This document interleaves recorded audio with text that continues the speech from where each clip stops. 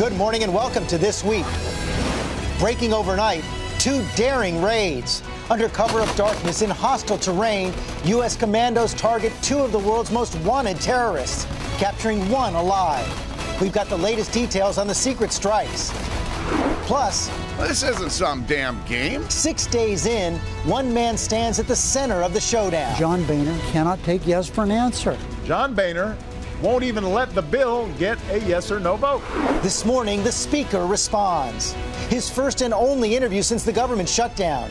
Is he ready to change course, put his speakership at risk, or hold firm and put America at risk of default? House Speaker John Boehner live. It's an ABC News exclusive. Plus, instant analysis and answers from our Powerhouse Roundtable. It's all right here this Sunday morning. From ABC News, This Week with George Stephanopoulos starts now. It is day 6 of the government shutdown, and House Speaker John Boehner is here live for his first interview. But we begin with that dramatic day in the war on terror. 2 raids, 2 targets, 1 for the bombings of the U.S. embassies and 1 for that deadly attack on the mall in Kenya. So many details still coming in, and U.S. officials, led by Secretary of State John Kerry, are claiming mission success. The United States of America will never stop in its effort to hold those accountable who conduct acts of terror, and those members of Al-Qaeda and other terrorist organizations literally can run, but they can't hide.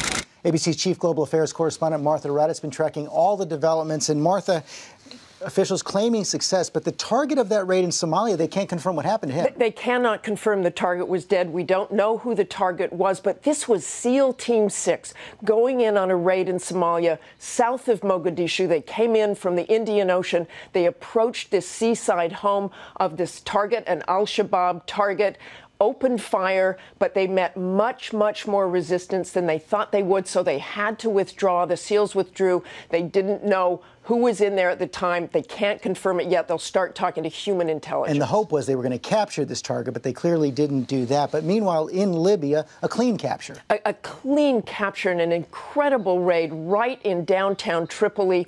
They went in, teams of CIA, FBI, and American troops went in and grabbed this man, Abu Anas al-Libi. He was considered the mastermind of the Kenya bombing, the U.S. Embassy bombing in Kenya. We have been looking for him for 15 years, $5 million reward on his Meantime, head. he's going to be brought back to the United States? He will be brought back to the United States to face trial. He has actually been indicted, but we believe he's on a Navy ship right now. Okay, Martha Raddatz, thanks very much. Let's get more on this now from a man who's been on raids like this, former Navy SEAL Eric Greitens. Eric, thank you for joining us this morning. As I said, you've been on raids to capture al-Qaeda leaders. You actually commanded a special operations task force based in Kenya. Take us inside an operation like this.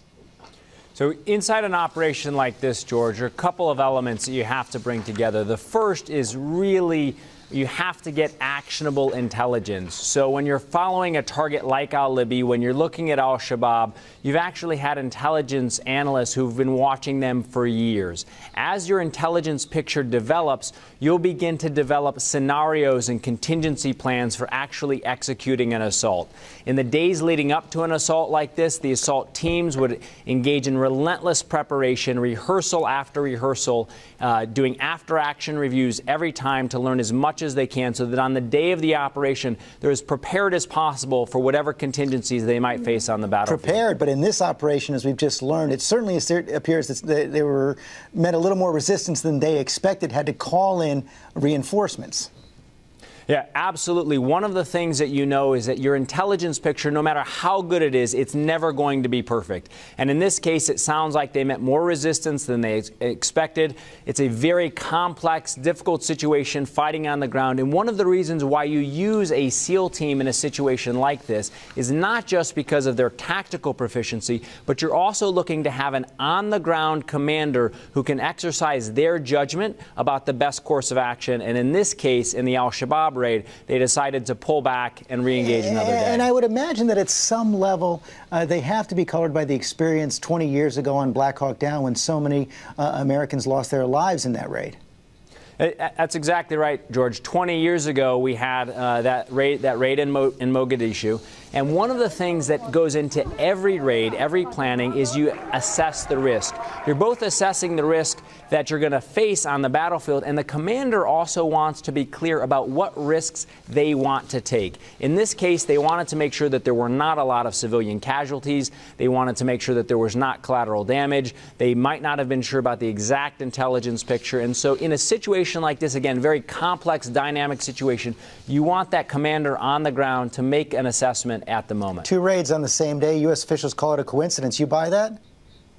I think one of the things that's happening in a situation like this is that it's perhaps coincidental that both of these targets were actionable. But what happens, George, is that you actually want to maintain the element of surprise. By executing both of these operations at the same time, they made sure that either target was not going to know that American forces were active, that they were responding at the time. So there's actually a lot of advantages to conducting the raids at the same time. Eric Greitens, thanks very much.